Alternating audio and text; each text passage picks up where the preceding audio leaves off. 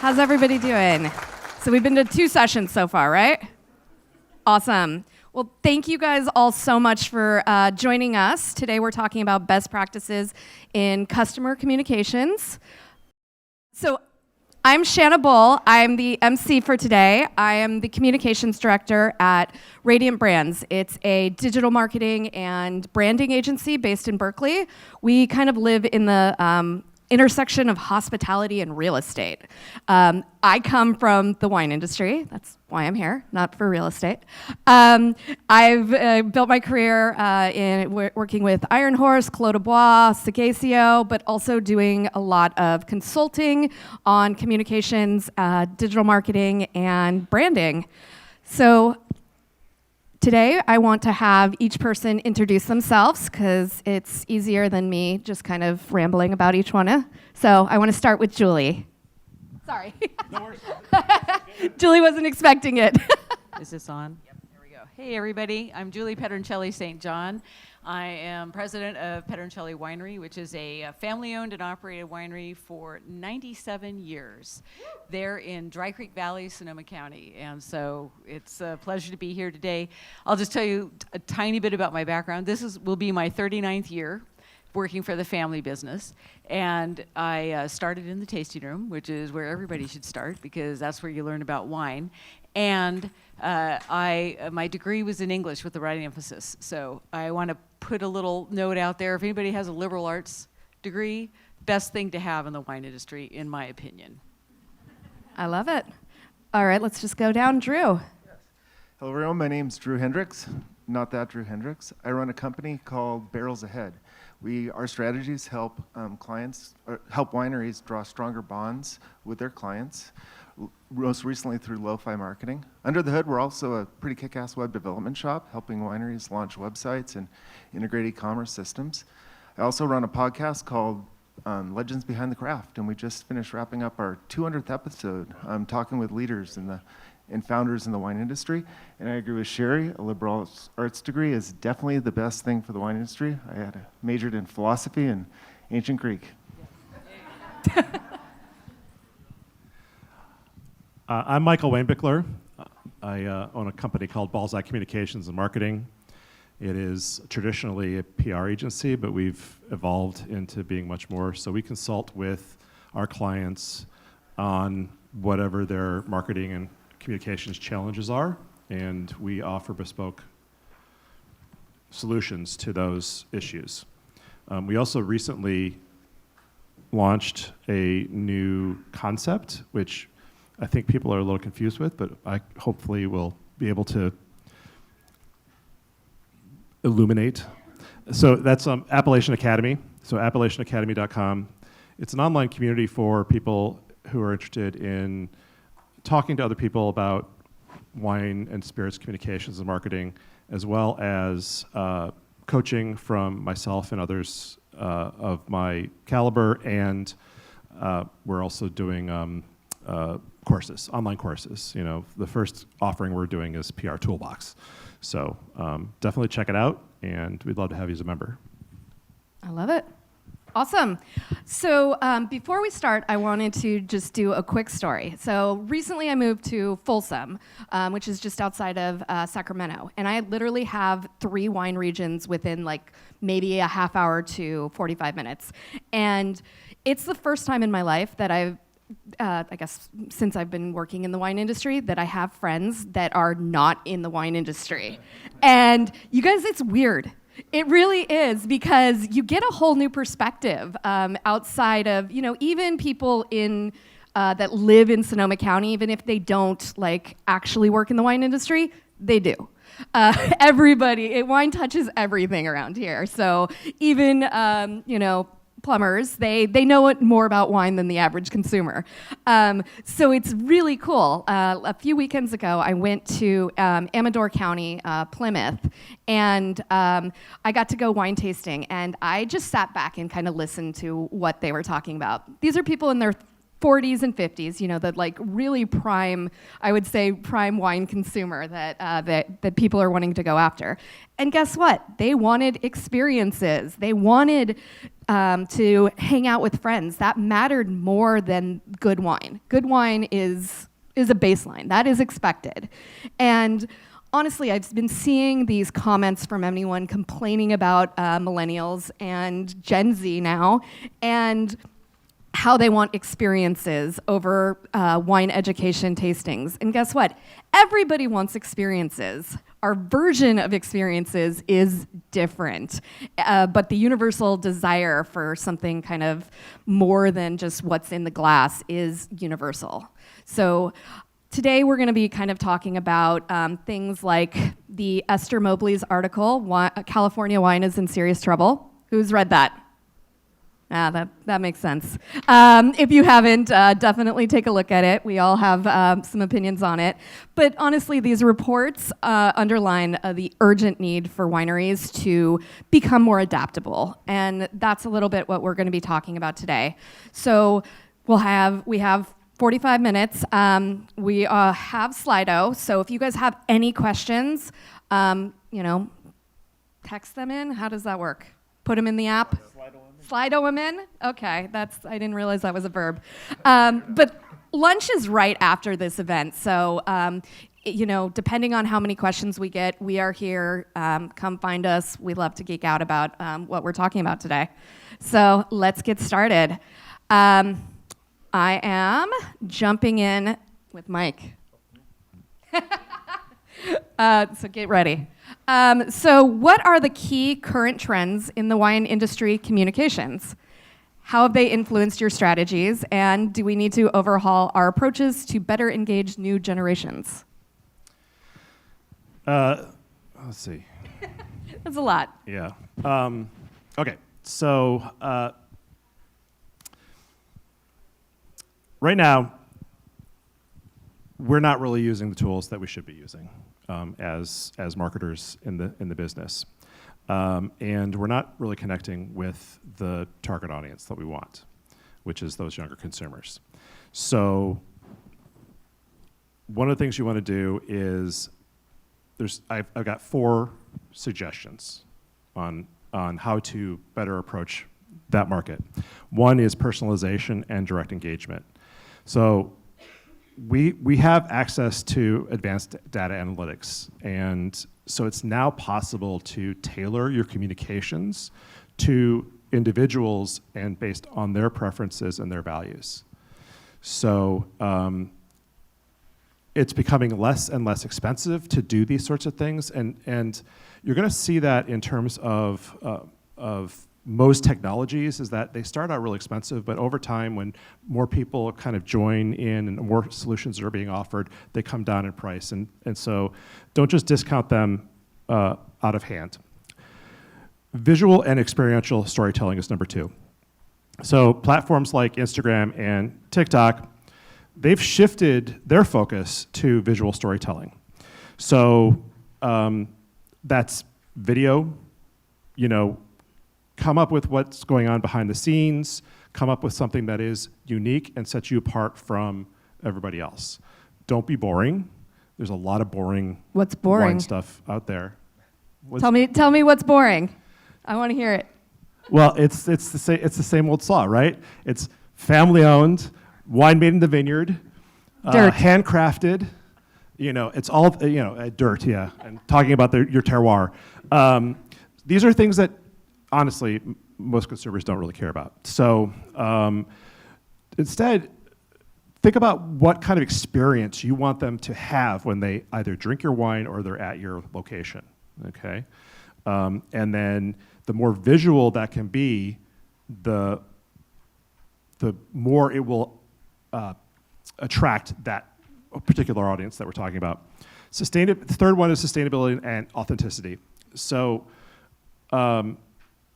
modern consumers, those who are Gen Z and millennials, they're deeply interested in sustainability and authenticity, right? So these, it's as an aside, if you say we're authentic, you're not authentic, right? So so it's a hard balance to hit, that being authentic without saying that you're authentic.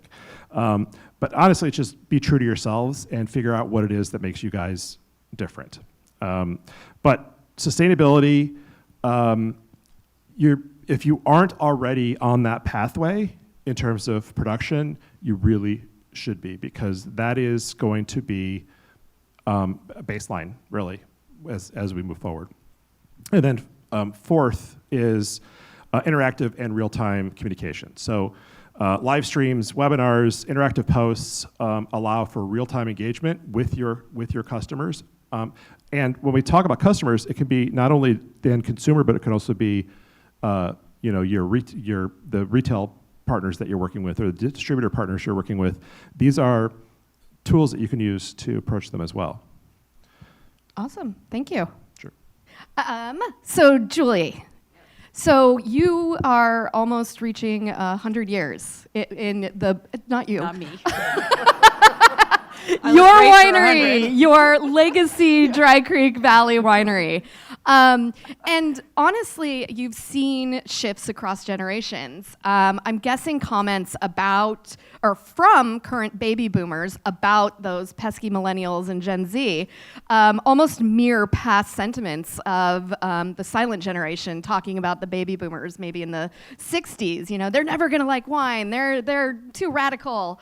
How has your family adapted to these changes over the years? Really, I wanna know what advice you have for industry facing these current challenges, because you're such a legacy, or your winery is such a legacy brand. Right. Wow, that's a lot. All right. Well, how we started was with my grandparents, who bought a property in the middle of Prohibition. The only reason, I think, is they thought Prohibition was going to end much sooner than it actually did, but they had to wait it out for another 7 years.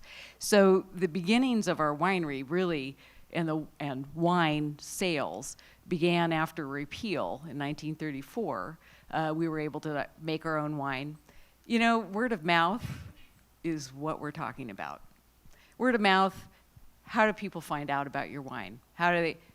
People come and taste it, they buy it in a store. But for us, where we started, of course, in the 1930s, was people came to the winery and they could fill up their bottle of wine and go home and share it. I have been fortunate to be able to be in the tasting room when we've had the next generation or the next generation come in and tell me, I remember when I came in with my dad or my mom and we bought wine at Pedroncelli and it was always on our table. Those kind of stories, the generations of wine consumers that we have had, if you count them up over 97 years, it blows my mind. But getting back and see, I'm going to wander around because I do that. But I think the key is finding your voice. It has to be authentic. It has to be your story. And nobody ever asks what's old about Pedroncelli. They want to know what's new. And that is the key to engaging with your audience. You have to come up with what is exciting. I swear, I go out into the vineyard and I look at a vine and I am amazed. I'm going to use this example because I love it. Our Zinfandel vineyard right outside my office is about 40 years old. If you go and look at the vine, you can see the 40 years of production on that thing, and that is the story right there. If you can't develop a story out of that, I don't know what else to tell you. It's the excitement of farming. It's the excitement of 40 years that this vine has grown and produced. It is the 40 years of pruning, the 40 years of harvests. It is the 40 years of what it's gone through, whether it's drought, more rain, whatever. There is a story to tell in any aspect. So I may have gone off topic here, but just keep me on topic. So how has your family had to change your messaging throughout the years to get new younger generations? Yeah. Well, I think to stay, I love to use this word, relevant. You find the story within the brand and tell it to a different generation. You know, what we were talking about in the 60s is not what we're talking about today. And the whole internet explosion and all of that has just helped us to reach a much wider audience. And just again, you want to tell them what's new, but it's kind of old news, but you just create it into this new way of telling your story to people. Exactly. Branding is figuring out what your story is. Marketing is figuring out how to tell that in different ways. That actually brings us to Drew, specifically, this whole social media thing and the idea of being authentic. So Drew, he told me about this term lo-fi marketing. I've worked in social media for a while, and this is the first I've heard about it, so I love it. But lo-fi marketing can dramatically alter a brand's perception. So obviously tell us what that means. What is lo-fi marketing? And then can you provide some examples? Oh, absolutely. And this ties in really well to what Michael was saying with the barriers to entry are getting so low with all this technology and being able to disseminate your information. But in the same vein, with all this new technology comes this ability to overfilter, to overproduce, to just manufacture content. With AI, it's as easy as typing in a few words and coming up with an image. So what happens is you have a brand. Well, depends on who you are. So lo-fi marketing is something that we kind of termed. We didn't term it. I'm sure it's been out for years. It's in contrast to hi-fi marketing. And the best way to visualize this is if you've ever done a brand study or a web development study, you create sort of a mood board and you bring in all these artifacts and pieces of information that the branding company then distills into your brand image. And that then becomes your social image, that becomes your public image. And over time, that becomes watered down. The image just becomes what it is, and it loses that authenticity that millennials, that Gen Zs are looking for. They're deeply skeptical of overproduced, and they're always trying to look into the what's the reality behind it. So our goal in lo-fi marketing isn't to replace high fidelity, isn't to replace that polished website. That needs to look good. I mean, you need to have a good website. And it isn't to replace that nice, highly produced commercial or Instagram shot. But what it does is it complements it. It adds the texture, and it adds that grounding and that foundation to your hi-fi, your highly produced content. How does that look? One of the biggest examples we've got would be user-generated content.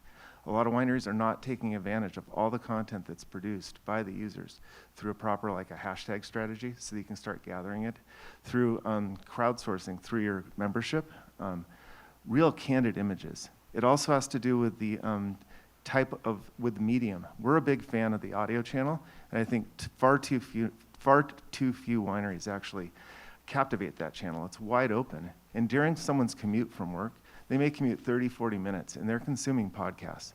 They might not be consuming 45 minutes, but they consume 7 to 10-minute podcasts. A great idea is to come up with a seller update. Those rabid fans, those club members, they want to stay in touch with your winery.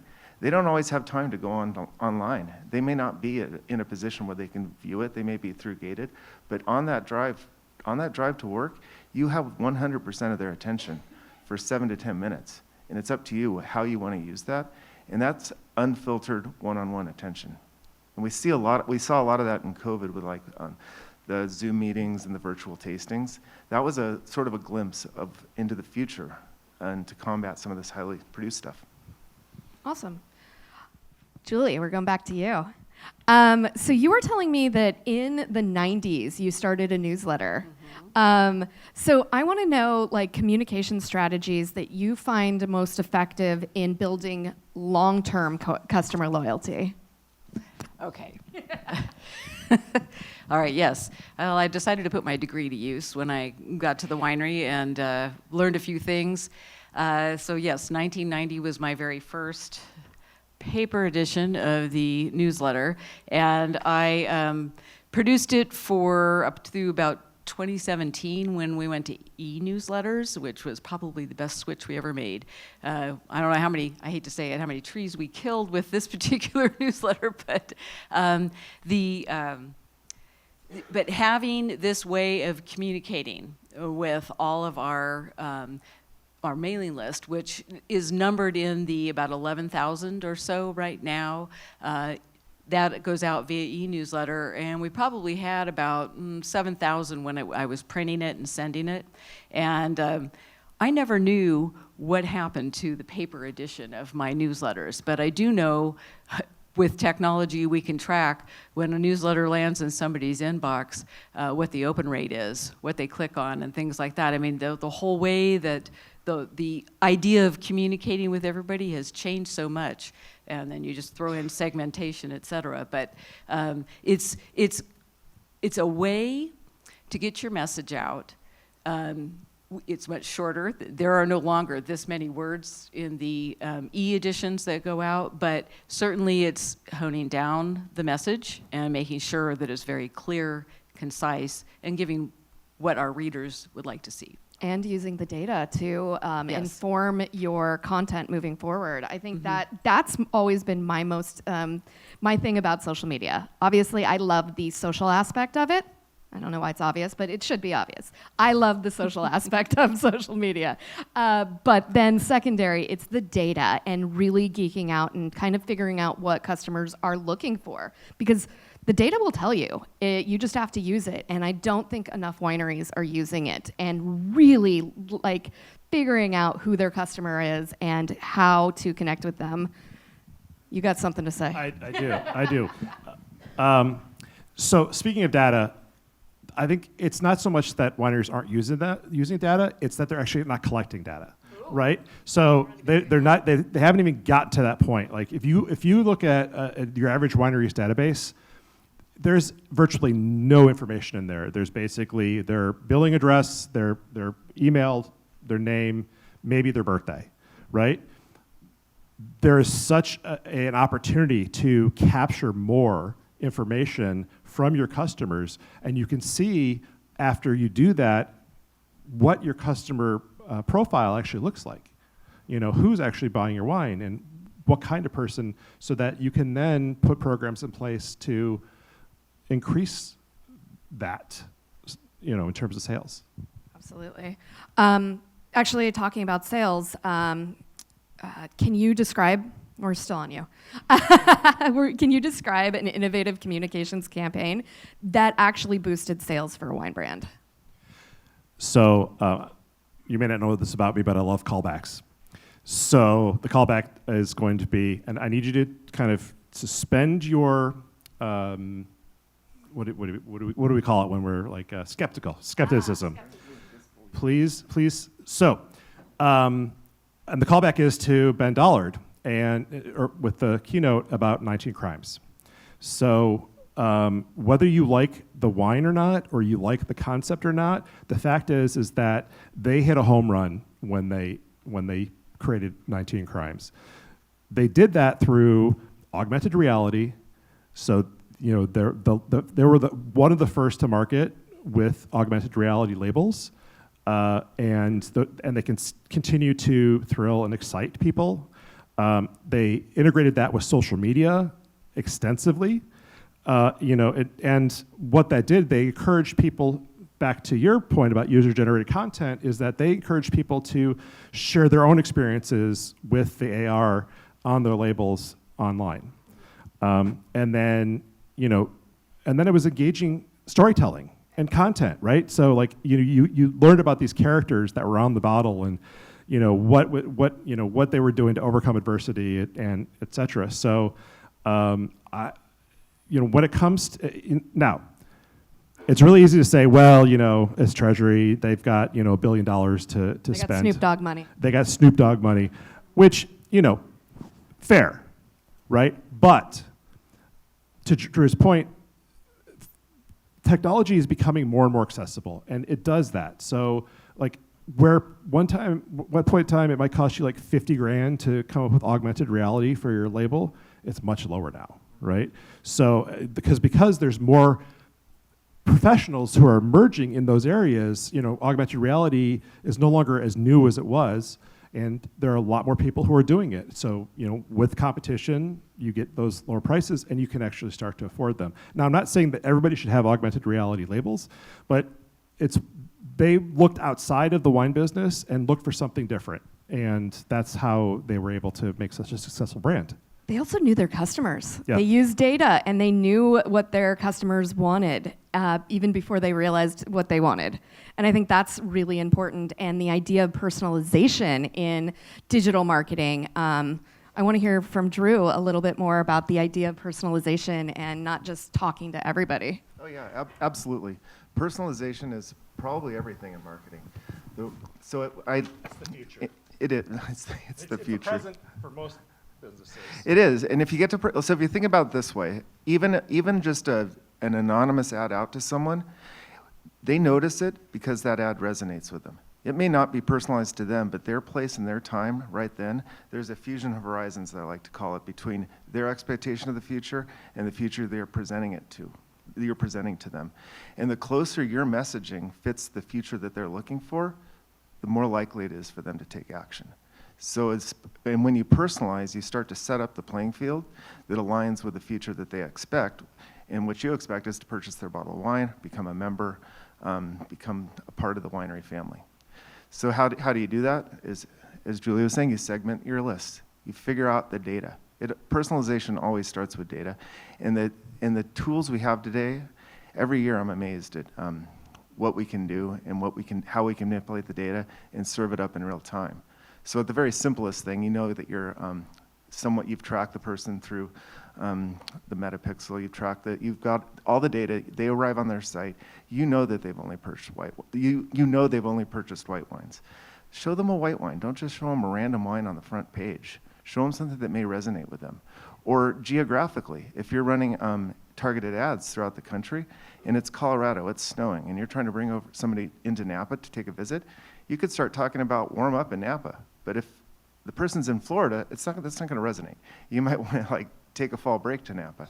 So there's a lot of tools you can do there to help match that buying preference, especially once you get into paid advertising. And then your messaging on your email list. Why send out one email newsletter? Send out have segmented parts in your newsletter that resonate with what you know about your consumer. So I'm jumping into some of the questions.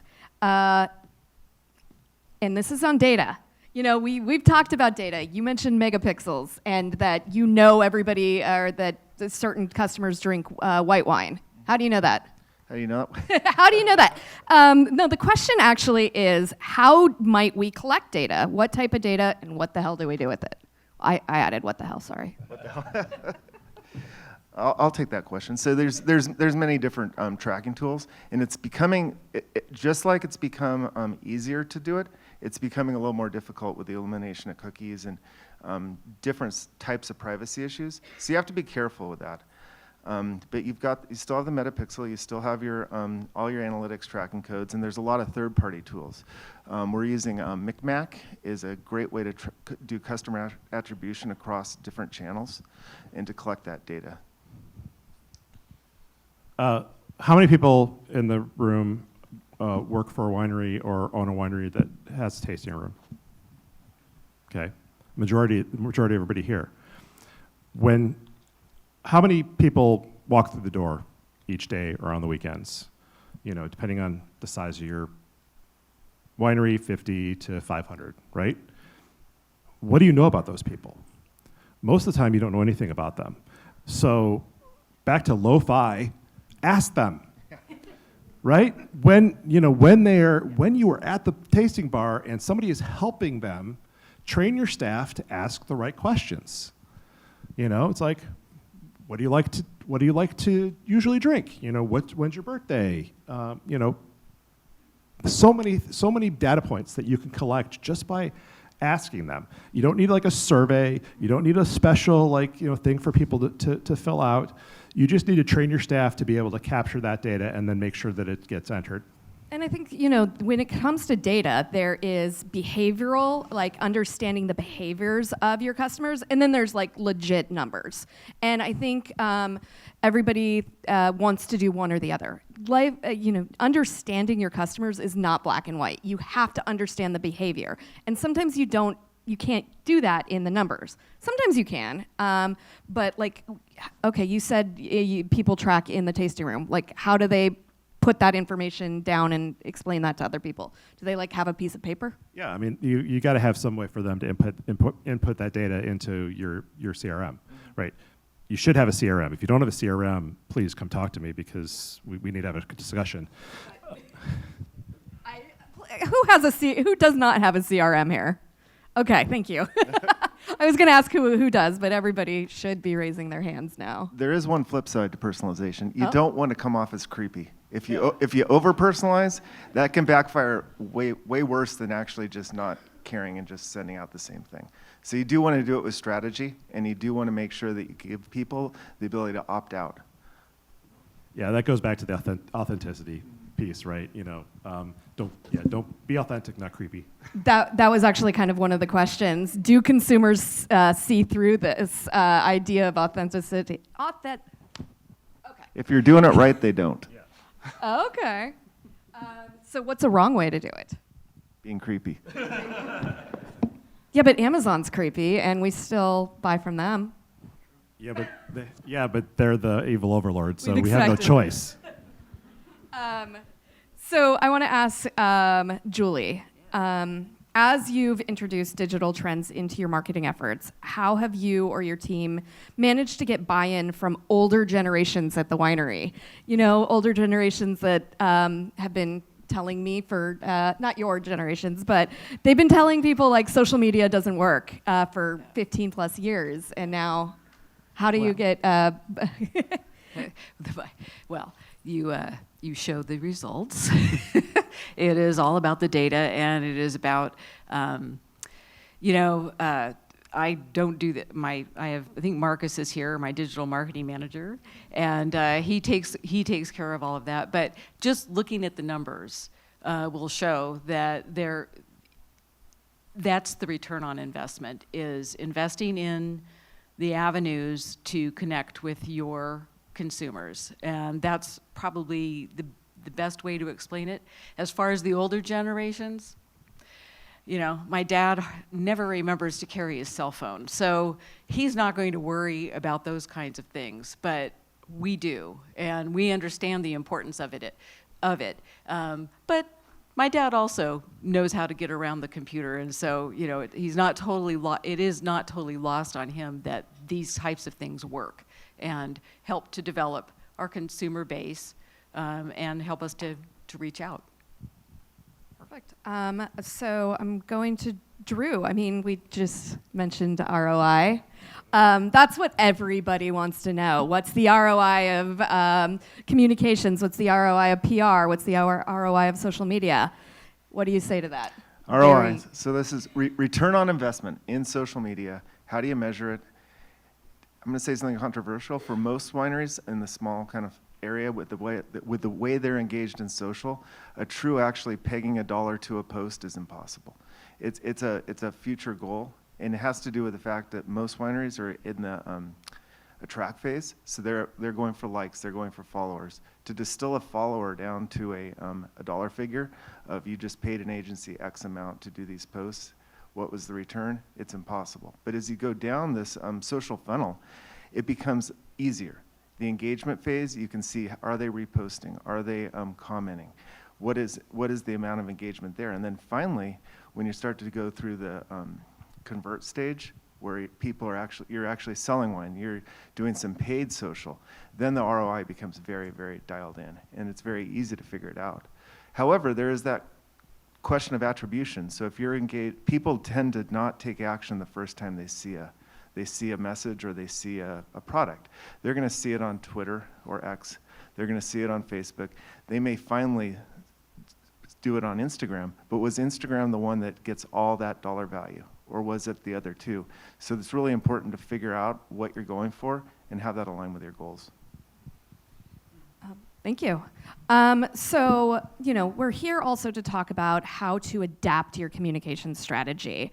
Over the past few years, I don't know if I wasn't surprised when the State of the Wine Consumer or State of the Wine Industry report, the last 3 years talked about millennials over and over again. But Mike, what would you say to people who are reluctant to maybe update their communication strategy, or what is a communication strategy in the first place? The second question, I I snuck don't that have in. enough time to explain. I actually have 8 suggestions here of why you should be investing in these into your marketing. So I mean, first of all, consumer shifts, right? We're witnessing it now. You just mentioned the study. The market is trending downward, so we need to make sure that we know what's going on and what is going to appeal to those millennials and Gen Z. There's all kinds of success stories out there, and again, there is data out there at a very general sense of like, okay, here's what people are looking for, and you can tailor your marketing and your products to that. Your communications strategy can be a competitive edge, because if you do it right, you're going to excel beyond your competitors. And your competitors could be your other wineries, but they can also be non-alcoholic and cannabis and those sorts of things. So figuring out like how to address that and find what that competitive edge is important. What's the cost of not doing it, right? What's the risk assessment of not actually investing in marketing and communications, right? That's something that you have to consider. Back to ROI, ROI again is we have to stop thinking about ROI in terms of dollar to dollar, right? Because what's the ROI on billboard advertising? It's my favorite type of advertising. Yeah, outdoor advertising is amazing. Favorite type. Yeah, it is. It's underused in this particular industry. What's your return on investment for advertising in Wine Spectator, right? You don't know, but you do know that overall, when you were doing these activities, that the greater precision, it's going to be effective, right? So, it basically, you find the right audience, you use the data, and you're able to better allocate those marketing funds. So what if, where is this? Most of us don't have a data analyst on staff. What are some time-saving tools to help us analyze and use this data effectively? There's no one answer to that, right? I mean, there's just so many ways of doing it. So if you're using Commerce 7 or Wine Direct, they have built-in analytics into their systems. If you're looking at in terms of like where your traffic's coming from to your website, Google Analytics is one of those things. There's tons of things out there that you should check out. Actually, SEMrush is one of the best tools I've found for like figuring out like, okay, who's coming to your site, and then how do I actually tailor my communications to those people. Anybody else?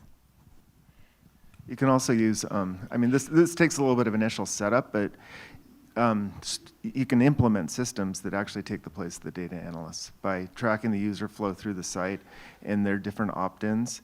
The system can automatically segment your lists for you.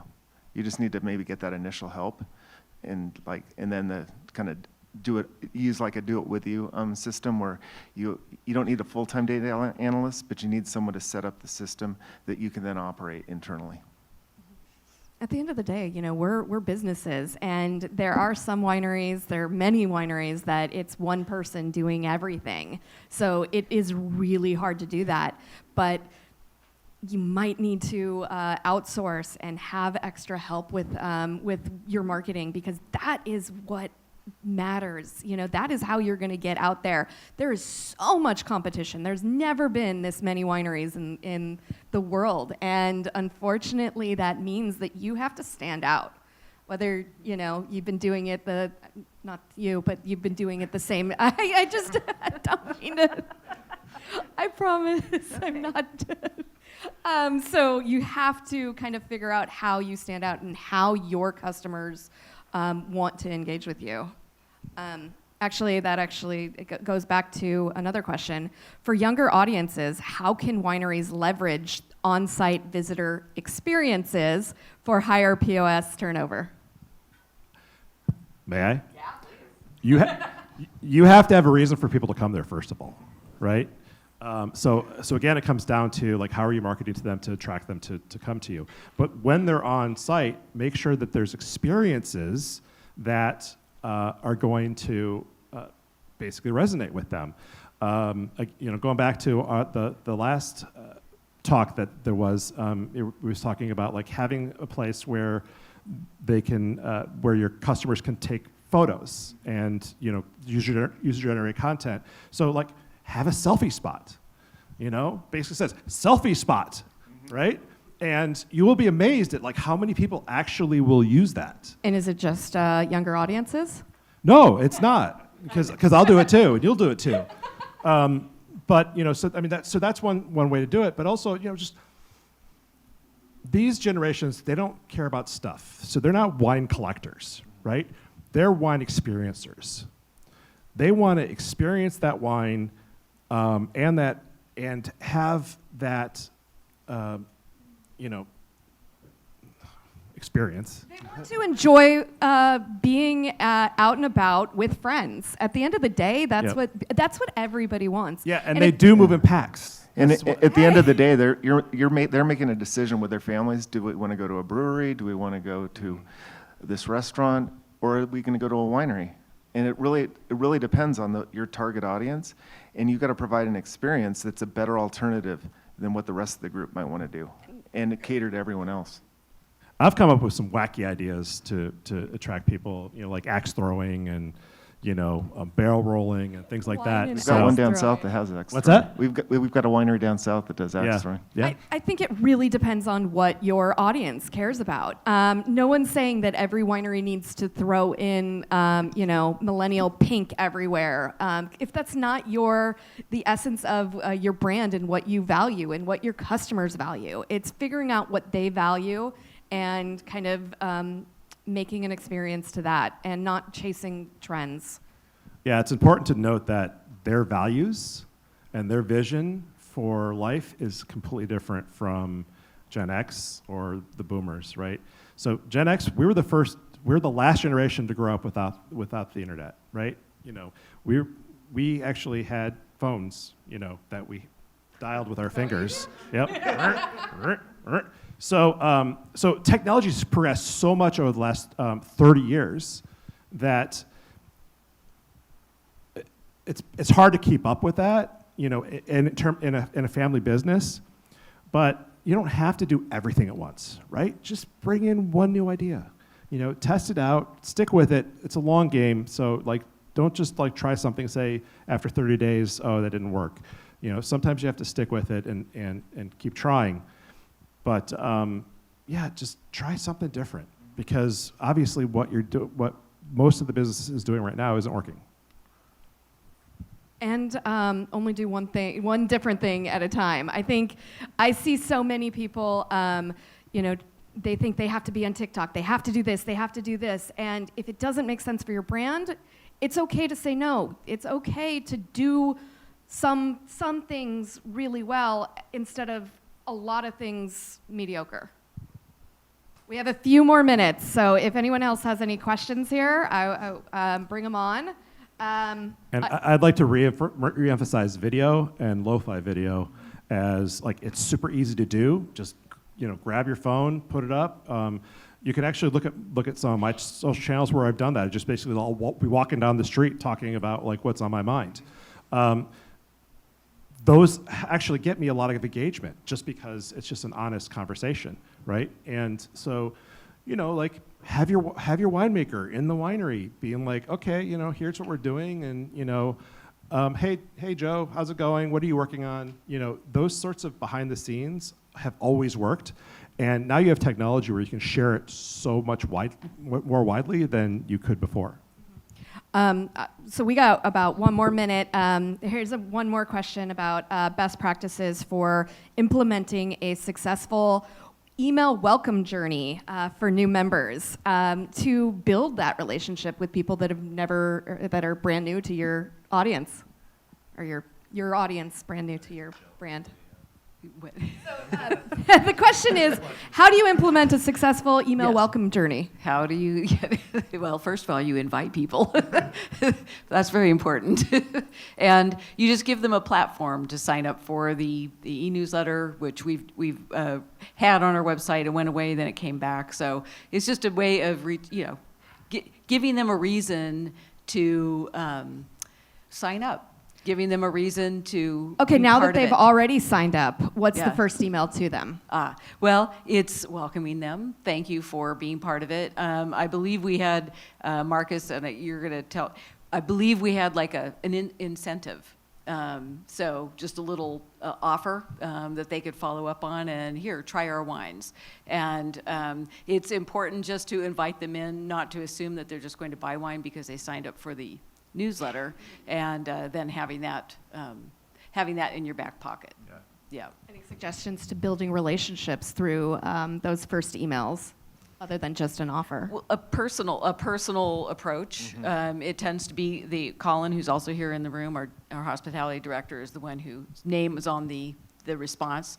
And it's again putting a name to a face instead of just a winery. Yeah. Absolutely, and making it personal. I want to add though, for the welcome journey for like a club membership, the biggest thing is people are on vacation, they may become a member. The first thing you have to do is battle that buyer's remorse when they get home on Monday morning and realize how much money they spent and what they committed to. You need a welcome journey through there. You need to kind of reinforce that they made the right decision. Send a handwritten note. Just mail something. To them, they made a big commitment to buy wines or at least over the course of a year. It warrants a note. And that's one more channel. Yeah, but at scale, because you might get writer's cramp if you have a lot of people who are signing up for your Get a staff. for your yeah. Yeah. But all this stuff can also be automated, right?